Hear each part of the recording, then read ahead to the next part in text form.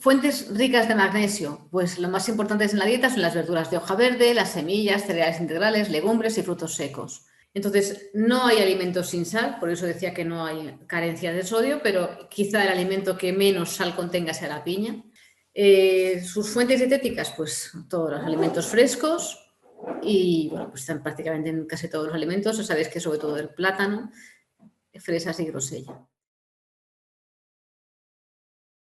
El magnesio es uno de los oligoelementos que ya habéis oído esta mañana más importantes en nuestros procesos bioquímicos y fisiológicos. Está relacionado con un montón de reacciones en nuestro cuerpo humano. El 70% está en fase mineral, el 29% está en tejidos blandos y el 1% lo encontramos en plasma y jugos digestivos. El 55% en forma iónica, 25% ligado a iones y 20% ligado a proteínas. Y como decíamos hace un rato, está muy relacionado con los niveles de fósforo y de calcio. Entonces, uno y otro va a dar lugar a la eliminación del magnesio. ¿Quién disminuye su absorción? Pues el ácido fítico del salvado y de los cereales, el ácido oxálico de las verduras, los quelantes tipo etileno tetracético de las verduras congeladas. Recordad que los congelados tienen que tener un conservante para que se mantengan pues, mucho más tiempo en los supermercados. Este quelante, que no lo utilizan para quitar el magnesio, lo utilizan para pues eso, quitarle pues todo lo que es el agua a las verduras o a los congelados, pero claro, está robando no solamente el sodio y otras sustancias que quiere robar para deshidratar, sino también el magnesio. Luego vamos a encontrar que vamos a comer estos alimentos congelados o salsas o pescados envasados, pero realmente no estamos aportando a nuestro cuerpo los nutrientes necesarios. Está también disminuido en las aguas duras, que son ricas en calcio. Acordaros que si hay mucho calcio no absorbemos el magnesio. Y en cambio la absorción del magnesio va a aumentar con la vitamina D, con la vitamina B, con la vitamina C y con las proteínas. Y también con los prebióticos, porque tienen efecto beneficioso en las bacterias intestinales. Estas bacterias intestinales van a promover la absorción de los micronutrientes de forma adecuada. Ya veréis cuando lleguéis al módulo de intestino que os va a flipar, porque si no tenéis eso en cuenta, veréis como el mundo intestinal es un mundo, vamos, para hacer un máster completo. De hecho, creo que lo hay también en la escuela integrativa. Bien, fuentes ricas de magnesio. Pues lo más importantes en la dieta son las verduras de hoja verde, las semillas, cereales integrales, legumbres y frutos secos. Hay muchos suplementos de magnesio, muchísimos, y una de las preguntas que más me hacen es ¿y con qué me suplemento? Yo no sé si esta mañana Jorge os ha contado algo de las sales de magnesio. Lo que sí os puedo comentar es que las sales que mejor se absorben, las sales que permiten una mejor absorción del magnesio son, o las más que sales, también los complejos de magnesio, el malato de magnesio, el citrato de magnesio, os lo he marcado en negrita aquí, el gluconato y el aminoquelado. Estas son las formas más asimilables y que mejor se absorben de los preparados de magnesio. Las que peor, pues el carbonato, el sulfato, el hidróxido y el óxido de magnesio. Esos cuatro, en cambio, no son tan buenos. Y es más, si te pasas tomando carbonato de magnesio, puedes tener, o sulfato, puedes tener diarreas. ¿Por qué? Porque no se absorben tanto, quedan ahí grandes cantidades en el intestino y la reacción irritativa provoca que tengas pues una diarrea o una explosión intestinal diarreica, ¿no? El cloruro de magnesio es interesante, pero bueno, si veis en internet, buscáis preparación de aceite de magnesio, se prepara con cloruro y parece que tiene una acción muy antiinflamatoria y tiene su aquel. Pero de cara a la absorción vía oral, como os decía, los que están en negrita parece que son los mejores para absorber y para reponer los niveles. Recordad que el estrés es uno de los grandes consumidores de magnesio. Si sois personas estresadas, deberéis de consumirlo de forma más alta que las cantidades recomendadas, que son, por ejemplo, en niños de 100 a 200 miligramos día y en adultos de 400 a 600 miligramos día. Es importante que no toméis los 400 o los 600 a la vez, porque entonces vais a provocar un colapso de la vía de absorción y no vais a absorberlo todo, lo vais a eliminar vía heces. O sea que va a ser poco rentable tomaros un buen suplemento de magnesio y tomarlo todo junto, porque vais a tirar la mitad del producto por el inodoro, ¿no? Es mejor que lo toméis distribuido a lo largo del día, o bien por la mañana y al mediodía, o por la mañana y por la noche, cuando mejor os venga, pero esas dosis que sean distribuidas para que sean mejor asimilables por nuestro cuerpo. Tened en cuenta que, como digo aquí, solo se absorbe el 30 al 40%, con lo cual, pues eso, si metéis mucho, pues estáis tirando el dinero. Marisa, disculpa que te interrumpa. Vamos a hacer un descanso de 20 minutos y regresamos. Si quieres Vale, terminar esta idea y vale, luego... termino el magnesio, que es muy rápido. No, está bien, perfecto. Ah, Ujú. vale. Que sí, ¿no? Sí, puedes terminar, sí.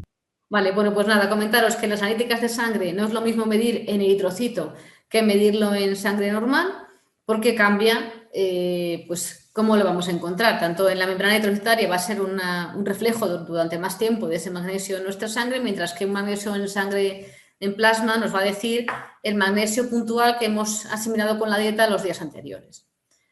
Bueno, pues a falta de aporte, va a ocurrir en dietas de adelgazamiento, suelos empobrecidos, en cereales refinados, en la cocción de los alimentos.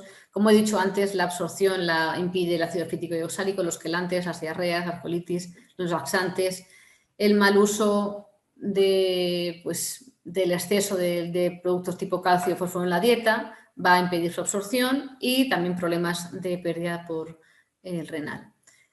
Su carencia va a dar lugar a problemas neuromusculares, a problemas neuropsíquicos, muy importante de cara a todo el problema de agitación, ansiedad, angustia, hipermotividad. Recordar siempre cuando alguien nos diga, yo lo he visto muchas veces, tengo un nudo en la garganta, me estoy ahogando, he visto hasta una persona irse a urgencias por el nudo en la garganta que le impedía, pensaba ella, respirar, lo que tenía una carencia de magnesio brutal y al compensar con un suplemento se le fue quitando y no le volvió a salir. Pero es muy típico el nudo en la garganta por la carencia de magnesio. Delirio, convulsiones, cambios de humor, depresión, astenia matutina, todo eso también. Problemas a nivel cardiovascular, problemas digestivos y, bueno, pues un montón de problemas, sobre todo musculares, porque también es un vasodilatador y un relajante muscular, fragilidad en cabello y uñas. El magnesio está en todo nuestro organismo, es súper necesario. Aquí tenéis pues un poco pues, en todo lo que está relacionado, en todo lo que está también interviniendo. Y me callo aquí en el sodio y os dejo 20 minutos de café, que ya habéis tenido bastante de momento. Bueno, espero que no os hayáis aburrido mucho hasta ahora, que vayamos en marcha. Estos dos que vienen ahora son muy rapiditos y no son necesarios de suplementar, por lo menos el sodio. El sodio sabemos que lo tenemos en muchísimos alimentos, la absorción es importante a nivel intestinal y nuestras hormonas por el sistema renina, angiotensina, aldosterona controlan la excreción y controlan la retención. Con lo cual, nuestro cuerpo está siempre utilizando el sodio, o casi siempre, para retener agua si es necesario a través de la aldosterona, aumentándola, o para eliminar agua disminuyendo la aldosterona. Es verdad que en muchas ocasiones ya hay que recurrir a fármacos para potenciar este tipo de eliminación, pero el sodio no es realmente un oligoelemento que tengamos que tener preocupación por él. Es más bien un problema de exceso, o sea, nunca de falta de sodio, sino de exceso. ¿Y dónde vamos a encontrar exceso? En la diabetes insípida, en el fallo hormonal, en las pérdidas de agua por riñón, por exceso de sodio en la sangre, en la insuficiencia renal, en la hipercalcemia, la hipocalemia, que es la falta de potasio. Cuando sudamos excesivamente y no reponemos el agua, en las diarreas, en el exceso de sodio en la dieta cuando no bebemos agua, porque hay personas que no beben agua, entonces toman alimentos muy salados, entonces hay un exceso. ¿Qué podemos tener de efectos? Pues que retengamos el líquido y estemos como un globo todo el día hinchados. Aparte de las personas que se hinchan por otros motivos, pues este puede ser uno importante y nos va a provocar hipertensión, claro, ese exceso de líquidos, esa presión sanguínea que tiene que estar forzándose para que llegue a todo el cuerpo, cuando está con esa retención de líquidos, pues provoca hipertensión. Entonces, no hay alimentos sin sal, por eso decía que no hay carencia de sodio, pero quizá el alimento que menos sal contenga sea la piña. No quiere decir que os infléis a piña, sino que pues, por algo anecdótico, ¿no? Los alimentos con más sal son los procesados y los sometidos a salazón.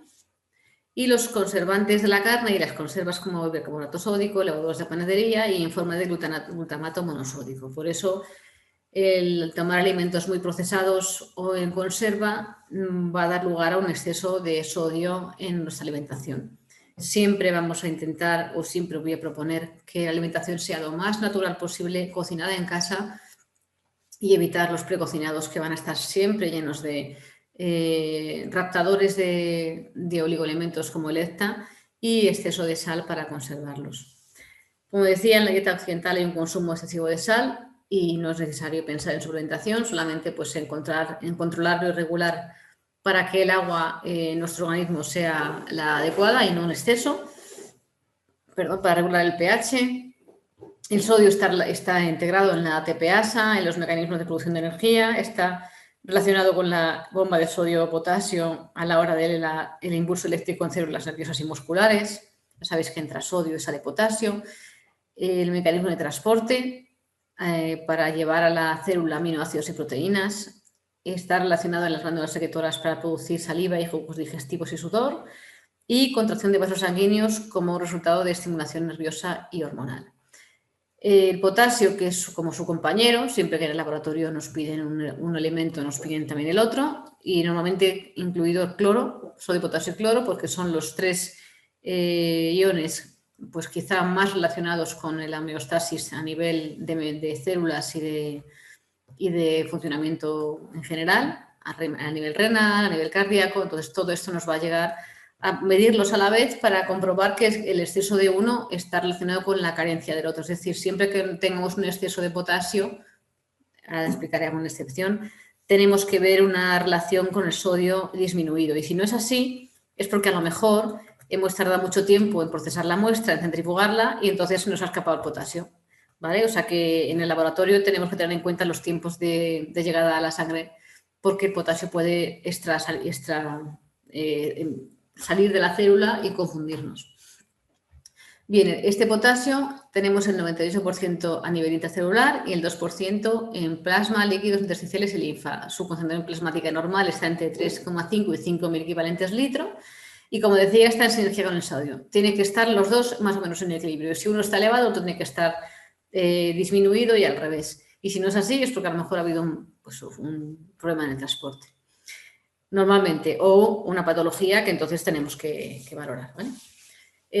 Sus fuentes dietéticas, pues todos los alimentos frescos y bueno, pues están prácticamente en casi todos los alimentos. Ya sabéis que sobre todo el plátano, fresas y grosella.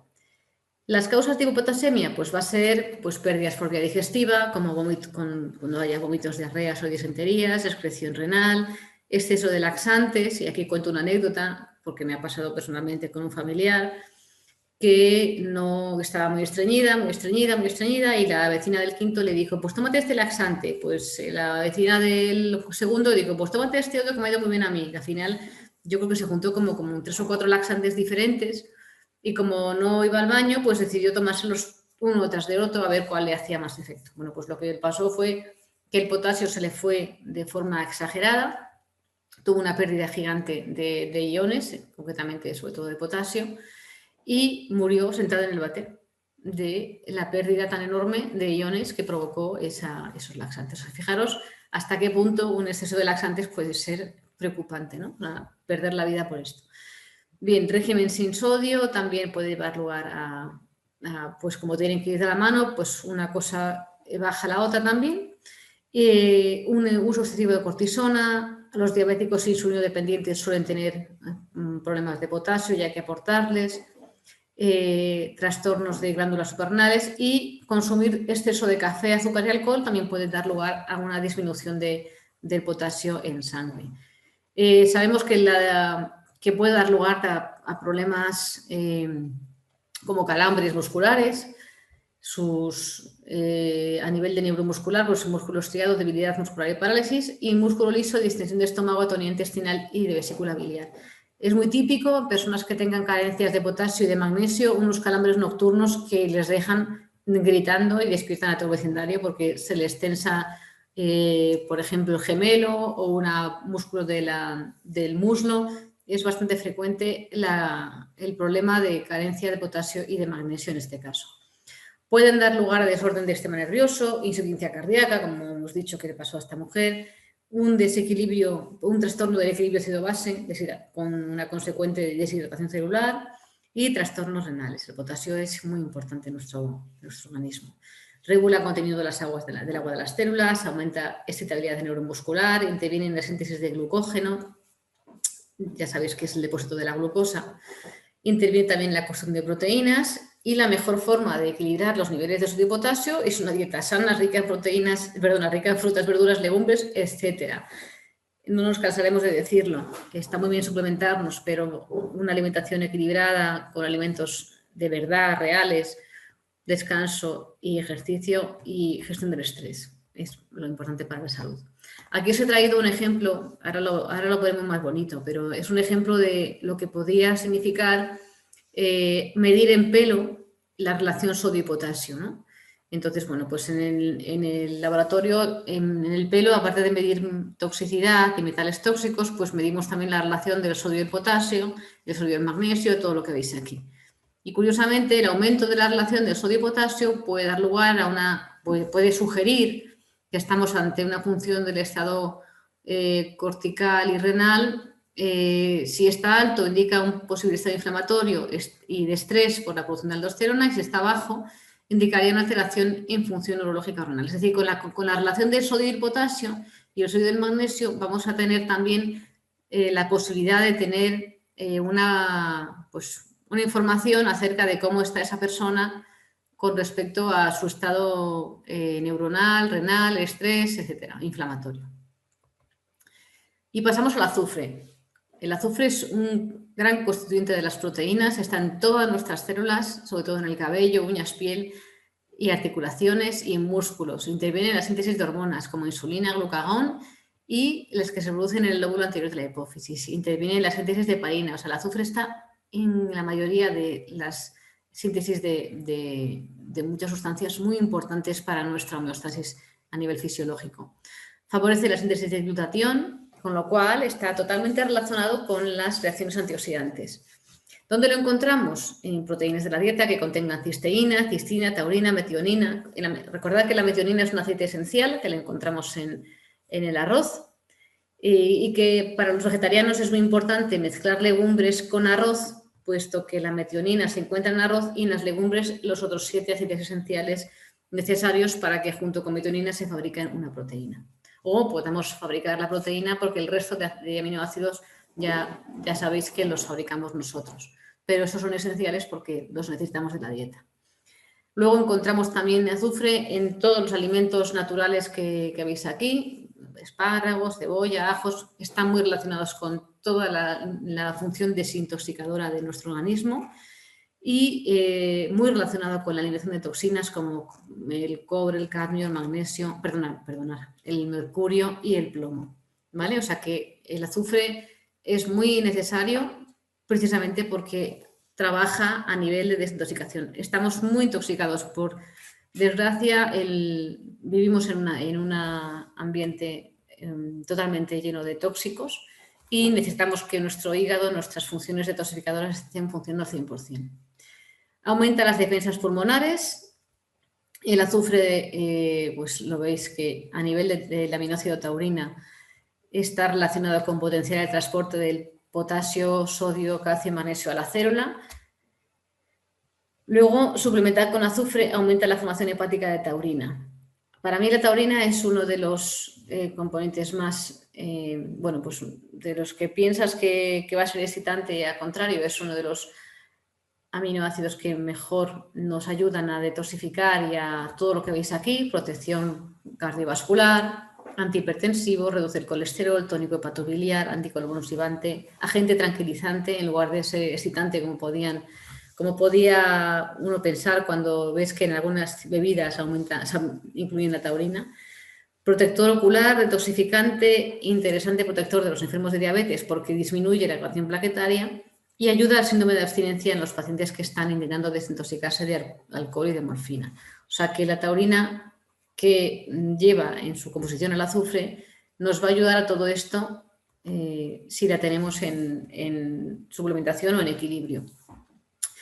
Para mí el azufre es uno de los oligoelementos también muy importantes porque está relacionado con el paso de metionina a cisteína. Como veis aquí, en este intercambio, la metionina necesita una vitamina B12 para convertirse en homocisteína, ¿vale? En este caso lo que hace es que coge un azufre, suelta un azufre, lo transforma en homocisteína y luego libera de nuevo el azufre a partir de la cistationina beta-sintasa, que es la vitamina B6, con el cofactor, perdonad, de la vitamina B6 y se transforma en cisteína, lo que llamamos una transulfuración. O sea, soltamos un azufre y lo volvemos a coger. Pero en el medio tenemos la homocisteína. ¡Chan! Como hablábamos antes de los problemas cardiovasculares, sabemos que la homocisteína es uno de los metabolitos intermediarios de los dos aminoácidos, metionina y cisteína, que están relacionados con los problemas cardiovasculares. Sabemos que para que esto no ocurra, tan sencillo como tener una buena alimentación rica en vitaminas B12, B6 y B9, que son el fólico, la B9, la B6 y la B12, que son muy conocidas, y las tres en sinergia están relacionadas, como veis aquí, con el paso de metionina a homocisteína o de evolución hacia metionina de nuevo, o bien, si tenemos aquí la vitamina B9, remetilamos y pasamos a tetrahidrofolato, o sea que volvemos a transformar la homocisteína en tetrahidrofolato, en metionina, o sea, pasamos de aquí a metionina de nuevo o con la B6 pasamos a cisteína. De esa forma no se acumularía la homocisteína. Si se acumula la homocisteína, entonces vamos a pasar a este segundo cuadro y va a dar lugar a, por un lado, radicales libres y por otro lado, a la homocisteína tiolactona. Ambos caminos van a dar lugar a problemas, es decir, la homocisteína, que hasta hace poco casi nadie la pedía en los análisis y para mí es más importante incluso que pedir el colesterol. Esa homocisteína tiene dos vías que en exceso va a dar lugar, como decía, a radicales libres superóxidos que van a oxidar la LDL. Acordaros de que la LDL era ese demonio con cara de bueno que no tiene la culpa de que la homocisteína esté elevada y le oxide. Esa oxidación va a provocar la célula espumosa que comentábamos antes y va a dar lugar o puede dar lugar a una lesión endotelial. Esto, a su vez, va a llevar a que se produzcan sustancias procoagulantes, proagregantes, disminuya la producción de óxido nítrico, proliferen células musculares lisas, depósito de tejido fibroso y matriz mucoide y se destruyen las fibras elásticas. O sea, fijaros, una de las vías de la homocisteína va a dar lugar a todo esto y la segunda parte va a pasar lo mismo. Va a dar lugar a la homocisteína tiolactona, que junto con la LDL van a dar agregados de homocisteína, se depositan en las arterias y da lugar en ambos casos a la arteriosclerosis. Luego, el pobre colesterol que andaba por ahí buscando dónde depositar su colesterol para la síntesis de hormonas o para otras funciones fisiológicas como la bilis o otras, pues lo que necesitamos, si se encuentra con una homocisteína en exceso, que es a partir de 12, ya lo veréis en los análisis, cada laboratorio tenemos nuestros valores normales, si se encuentra con esta homocisteína en exceso, de repente va a convertirse en un LDL oxidado. Y esto es lo que tenemos que tener preocupación por ello. Y en vez de medir la LDL, pues señor mío, pídeme anticuerpos anti-LDL oxidadas, que a lo mejor resulta que esta persona tiene la homocisteína muy alta y además encima ya ha hecho, como es un subproducto que no es bueno para la salud, nuestra inmunidad tiende a ir a por él. O sea, el macrófago se lo come y dice, oye, ¿tú qué haces aquí? Yo te como. Y como te como, lo expreso y se lo cuento a los linfocitos. Digo, mira lo que tengo aquí. ¿Esto qué es? Pues no sé, vamos a por ello. Entonces cogen y se lo cuentan a los ganglios linfáticos y estos fabrican anticuerpos contra ese LDL oxidado que no es un producto beneficioso para nuestra salud. ¿Vale? Entonces, de ahí a que este señor Macaulay descubriera en las autopsias de los niños que tenían homocisteinuria un daño arterial que para él fue muy comparable a los problemas de las autopsias de las personas con problemas cardiovasculares que había visto hasta la fecha.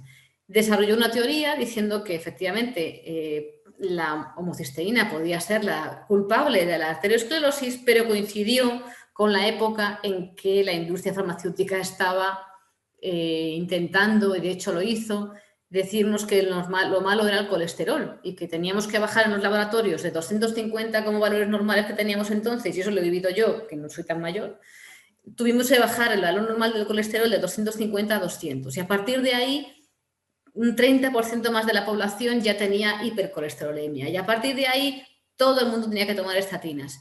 Y ahora son más baratas, pero en aquella época una medicación de estatina podía costar entre 30 a 40 euros la caja. Con esto, pues, podéis sacar vuestras conclusiones. Pero este pobre señor intentó decir, no, un momento, que no es el colesterol el malo, el problema está posiblemente en la falta de vitaminas B y que aumente la homocisteína y que esto ocurra. Bueno, pues, como no le dejaron expresar esta teoría tan real, le expulsaron de Harvard y tuvo que irse a trabajar a otro hospital y además pues escribió libros sobre esto. Me parece una historia bastante pues significativa de lo que ocurre con la industria farmacéutica a todos los niveles. Y ya sacaréis conclusiones vosotros de todo lo que intento transmitir. Bueno, el hierro, como sabéis, es el gran metal de nuestro organismo. Voy a ver cómo vamos porque no quiero que os perdáis el último caso. Este es muy necesario para transportar el oxígeno, está en forma de hemoglobina, mioglobina que está en el músculo, metaloenzimas como los citocromos para toda la fase de detoxificación, unido a transferrina, o sea, es el transportador del hierro se llama transferrina, y cuando alguien quiere medir cómo estoy de hierro en el cuerpo, pues vamos a medir la transferrina como transportador, porque si está muy aumentada la transferrina nos va a decir que nuestro cuerpo quiere más hierro, pero como no sabe cómo hacer para transportarlo, pues aumenta los taxis a ver si consigue meter más hierro en ellos y transportarlo, ¿no? Entonces, a la hora de medir una gestión del hierro en el organismo, vamos a tener, pues por un lado, la proteína que lo transporta, por otro lado, el hierro en forma iónica o en forma libre, y también la ferritina, que va a ser el depósito que consideramos el depósito del hierro que se encuentra en el hígado, en el bazo, en la médula ósea y el sistema endotelial.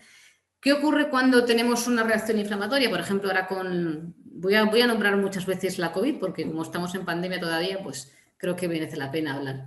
Bueno, pues la ferritina en condiciones normales es un depósito de hierro y nos dice, pues mira, cuánto hierro tienes en depósito, como hablábamos antes como la vitamina D, 25 hidroxi. Pues ahora la ferritina nos dice cuánto hierro tienes en depósito, de forma que cuando necesites utilizar más hierro para todos tus transportes de oxígeno, como la hemoglobina, etcétera, o para tus reacciones de desintoxicación, pues vas a tirar de la ferritina y lo vas a convertir en hierro libre. Bien, pues en situaciones de inflamación o de infección aguda o de una situación inflamatoria, la ferritina va a aumentar como lo llamamos un reactante de fase aguda. O sea, es una sustancia, o sea, es una proteína que si hay un proceso agudo se va a disparar.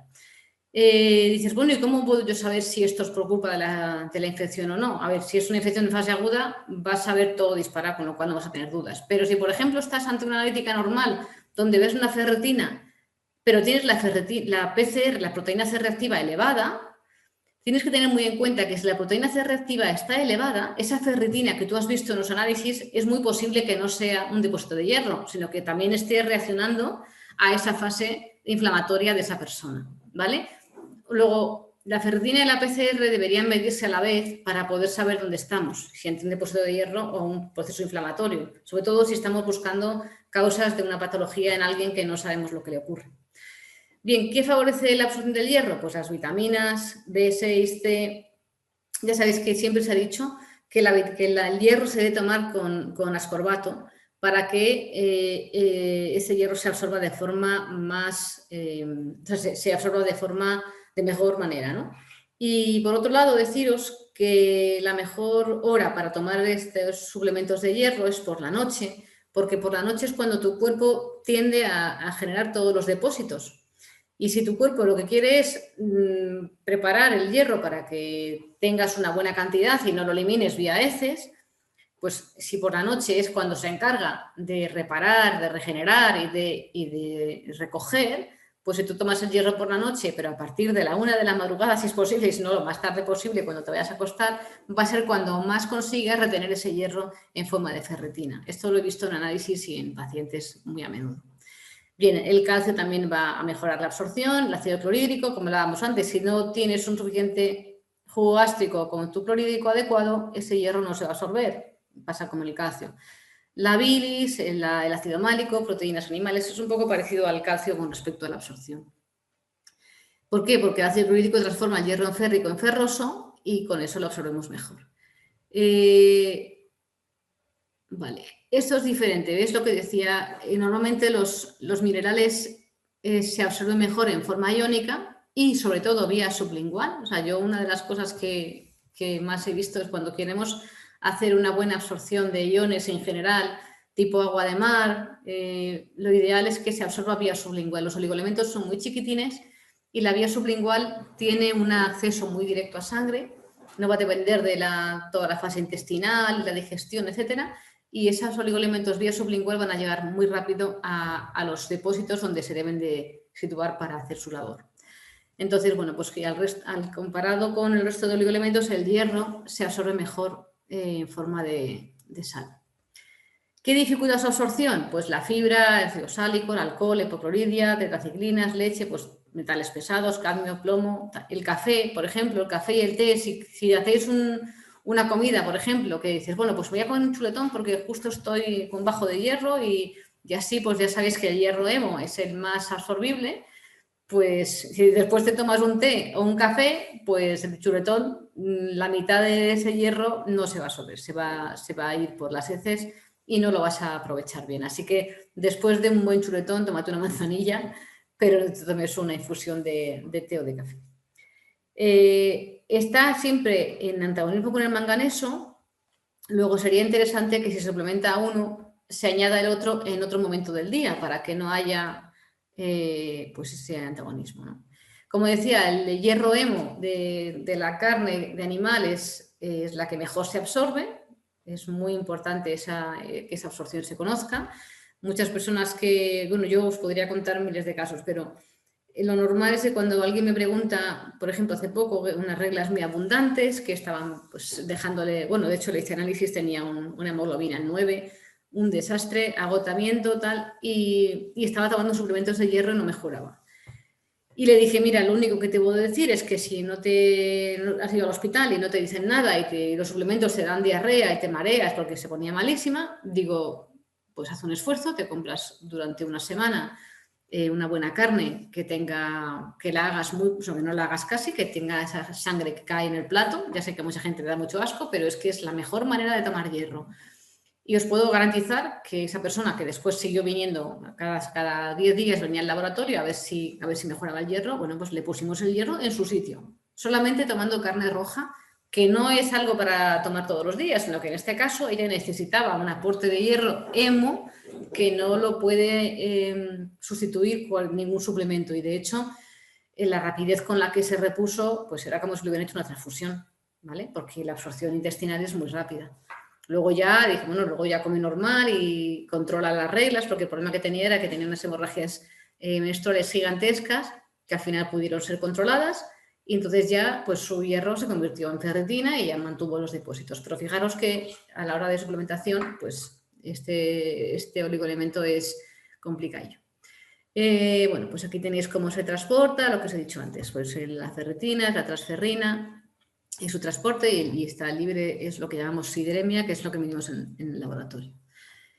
¿Por qué hay tantas carencias de hierro? Pues porque hay por la falta de aporte en las dietas que hay ahora, porque haya una pérdida tipo gastrointestinal o menstrual o un exceso de anticoagulantes, porque hay muchas microhemorragias, cuando se dona sangre, en los embarazos, en la mala absorción, bueno, pues en la mala utilización de déficit de folatos, déficit de transferrina, procesos inflamatorios por depósito del sistema reticuloendotelial y por destrucción, por oxidación a causa del cloro. En fin, cuando hay deportes se necesita mucha más cantidad de volumen sanguíneo, luego también es necesario un aporte de hierro mayor y no tomar solamente pasta y arroz como hacen algunos.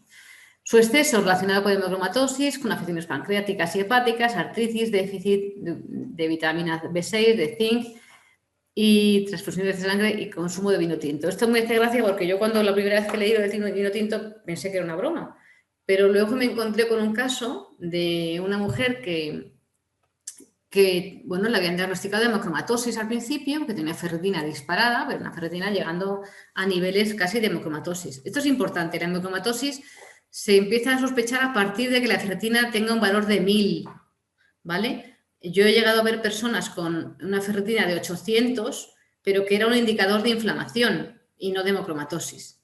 He visto barbaridades porque el diagnóstico está mal hecho, piensan que es hemocromatosis porque está en 800 y empezó en una ocasión una persona a hacerle, ¿cómo se dice? Cuando le sacas sangre, o sea, le sacaba hacerle sangrías a la paciente pensando que era un exceso de hierro, lo que tenía era una inflamación salvaje, con lo cual aquello acabó fatal. Bueno, pues cuando hay una sospecha de hemocromatosis es a partir de una ferritina de un valor de 1000, ¿vale? Bueno, pues esta señora tenía unos valores de ferritina disparados, pero no había un motivo que lo justificara. Y resulta que esta señora estaba diagnosticada de celiaquía desde hacía 6 años, comía de todo, y el reumatólogo decía una cosa y el hematólogo decía la otra y la tenían loca. Hasta que un día decidió dejar por su propia iniciativa el vino, porque tomaba vino todos los días de forma sostenida, bueno, pues se le quitó la policitemia. Tenía policitemia vera. O sea, en este caso no era hemocromatosis elevada, perdón, era policitemia vera, pero un exceso de glóbulos rojos disparado. Y esto era provocado por el consumo de vino tinto. Bueno, pues es algo muy curioso, que se da en pocas ocasiones, pero que ocurre. Y en este caso, pues yo me encontré con un caso clínico que hasta el momento no había visto. Siempre hay que tener en cuenta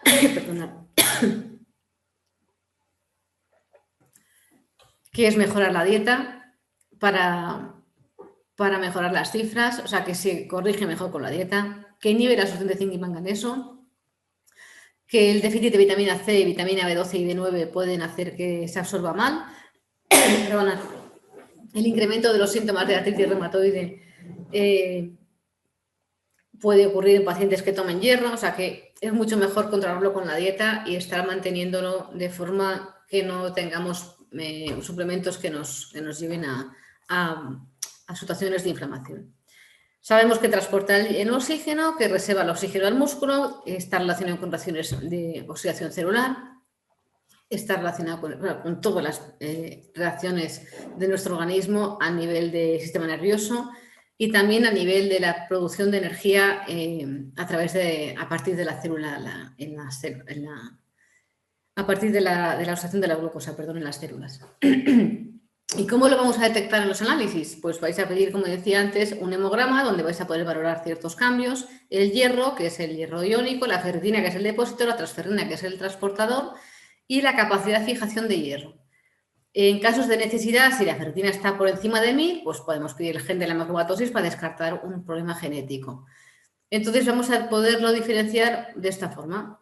Volvemos al laboratorio y os cuento así por encima un poquillo cómo podemos diferenciar una anemia por falta de hierro de una anemia por falta de, por ejemplo, vitamina B12. Entonces, si lo normal aproximadamente en las mujeres, bueno, esto no tenéis que aprendéroslo porque en todos los análisis el laboratorio va a poner siempre el valor de referencia que considera con respecto a la población que ha medido. Entonces, hay quienes decimos que es de 14 y 16, otros van a poner entre 12 y 14, o sea, dependerá del laboratorio, ¿vale? Entonces, el hematocrito nos va a decir la proporción de glóbulos rojos frente al plasma, es decir, cuando yo cojo un tubo de sangre y lo centrifugo, la parte de abajo es el hematocrito y la parte de arriba, que son todas las células, glóbulos rojos y blancos. Y la parte de arriba va a ser el plasma o el suero, donde van a estar pues, los iones, donde vamos a medir los anticuerpos, donde vamos a medir cualquier, incluso marcador tumoral. Todo se mide en la parte transparente o amarillenta y la parte de las células en la parte que llamamos hematocrito, ¿vale? Está relacionado con la hidratación. Si yo estoy muy deshidratado y tengo poco líquido en sangre, esa poca hidratación, pues el hematocrito va a aumentar también, ¿vale? No va a ser siempre relacionado con un problema de volumen de hematía grande. En el hemograma, el VCM, lo llamamos al volumen corpuscular medio, que es el volumen del hematíe, y con ese volumen, si está aumentado, vamos a saber si hay un tipo de anemia, y si está disminuido, vamos a encontrar otro tipo de anemia, en este caso la falta de hierro. El HCM es la hemoglobina corpuscular media, que es el promedio de hemoglobina que hay en el hematíe, siempre es un promedio, y el índice de anisocitosis es la variación del tamaño del hematíe. Es una cosa que en los análisis ponemos RDW o AD, que nos dice que el hematíe tiene muchas formas diferentes. Lo ideal en estos casos es que si tenemos un índice muy grande, vayamos al microscopio y lo podamos ver. Y ahí vamos a encontrar qué está ocurriendo. Si son hematíes de una forma u otra, nos van a indicar que hay una patología u otra. Los reticulocitos, que son hematíes inmaduros y que son importantes a la hora de saber si hay una anemia que se está regenerando. Es decir, por ejemplo, la chica que os comentaba, si estaba su cuerpo, digamos, volviendo a fabricar glóbulos rojos, en sangre vamos a encontrar más reticulocitos de lo normal. Y es porque la médula ósea está trabajando de nuevo, porque tiene ya suficiente hierro para fabricar hematíes y trabajar adecuadamente para recuperar esa sangre. Aquí tenéis una foto de lo que serían los poiquilocitos o lo que serían los alteraciones de la forma del hematíe, pero que esto se ve más bien en microscopio, ¿veis? Entonces, ¿cuándo vamos a encontrar una anemia por falta de hierro? Pues cuando tengamos la hemoglobina muy baja y el volumen corporal medio muy bajo. Es decir, el hematíe es chiquitito, muy chiquitito, con lo cual en el hemograma vamos a encontrar ese VCM bajito y la hemoglobina va a estar baja, ¿vale? Entonces, esto puede ocurrir pues cuando hemos dicho todo lo anterior, ¿no? Cuando hay una carencia de hierro nos encontramos esto. Como decía, es cuando encontramos microcitosis y también puede ocurrir una microcitosis en casos de talasemia y otras anemias, pero la falta de hierro puede dar lugar a esta reacción, a esta anemia, a este tipo de anemia de hematíes pequeñines. En cambio, si la hemoglobina está muy baja, pero el hematíe está muy alto, estamos ante otro problema, que puede ser causado por estos aumentos de reticulocitos, que es una regeneración de la anemia que se había producido por una hemorragia o por otro problema, en casos de mielodisplasias, en caso de alcoholismo o en caso de anemia plástica, pero lo más normal es que cuando hay poca hemoglobina y mucho volumen, el hematíe es grandote, estamos ante un problema de déficit de B12 y también de déficit de B9. Es decir, que vamos a poder diferenciar una anemia con baja hemoglobina. Si el volumen está alto, va a ser una anemia macrocítica, que va a tener posiblemente una relación de carencia de B12 y de B9, o si el volumen, el glóbulo rojo es chiquitito, nos falta hierro. También puede ocurrir que nos encontremos que hay pocos hematíes y poco hematocrito, y sin embargo el volumen es normal y la hemoglobina es normal. ¿Qué está pasando aquí? Estamos ante muy poquitos hematíes, muy poquito hematocrito, lo llamamos anemia normocítica normocroma. Suele estar relacionado con patologías crónicas, pero lo más frecuente es que sea, bueno, también con anemias aplásicas, pero lo más frecuente suele ser cuando hay una hemorragia reciente. Fijaros, incluso yo lo he visto hasta por un hemorroide, ¿no? Que me llegó a pegar un susto porque vi que tenía todo caído y llamé, digo, usted tiene una hemorragia ahí por ahí grande, porque tenía, pues eso, unas cantidades muy, muy marcadamente bajas, ¿no? De hematíes y hematocrito. Y lo que tenía era un hemorroide que con el tiempo iba sangrando y bueno, pues le estaba generando una anemia con los glóbulos rojos normales y con hemoglobina normal, ¿vale? Si aumentan los hematíes, el hematocrito y la hemoglobina, si todo se vuelve como disparado, ¿vale? Esto es muy importante tenerlo en cuenta. Tienes muchos hematíes, mucho hematocrito y la hemoglobina muy alta, ¿vale? Estamos ante, y el tamaño es normal, estamos ante una posible policitemia vera, o nos hemos ido a un país andino, a la altitud, ahí hemos aumentado nuestra cantidad de glóbulos rojos. Eso lo hacen los futbolistas para luego tener más oxigenación cuando hacen su partido. En la hemocromatosis, en la cardiopatía y en el EPOC. Yo lo he visto bastante frecuentemente en las personas que fuman muchísimo y que han hecho una enfermedad pulmonar obstructiva crónica. Entonces su cuerpo fabrica más glóbulos rojos y más hemoglobina para intentar llevar ese oxígeno que no consigue hacerlo a través de los pulmones porque están obstruidos con tanta nicotina, ¿no? Entonces el cuerpo tiende a compensarlo de esa manera. Y la deshidratación, esto no es un caso de anemia. Aquí lo que quería comentaros nada más es que aquí me encontré con una persona que estaba mal diagnosticada y que lo que había que tenía carencia de vitamina B12 y carencia de hierro, con lo cual en este caso tenía una anemia pero normocítica, es decir, no se veía una alteración de los hematíes, ¿veis? El volumen corpuscular medio que está aquí es normal y, sin embargo, esto era porque se había compensado una con otra. O sea, le faltaba hierro, la ferritina, y le faltaba vitamina B12. Entonces, si hubiera faltado solo hierro, el VCM habría sido pequeñito. Si hubiera faltado solo vitamina B12, el VCM habría estado disparado. Pero como faltaban los dos, pues había una compensación que no permitía sospechar que esa persona estaba anémica perdida. Y bueno, pues lo vi yo cuando vino a verme, más o menos sospeché y le añadí un poco más, algunas pruebas más. Y ante la primera análisis, que era análisis rutinario, donde no lo vieron, pues yo lo pude comprobar.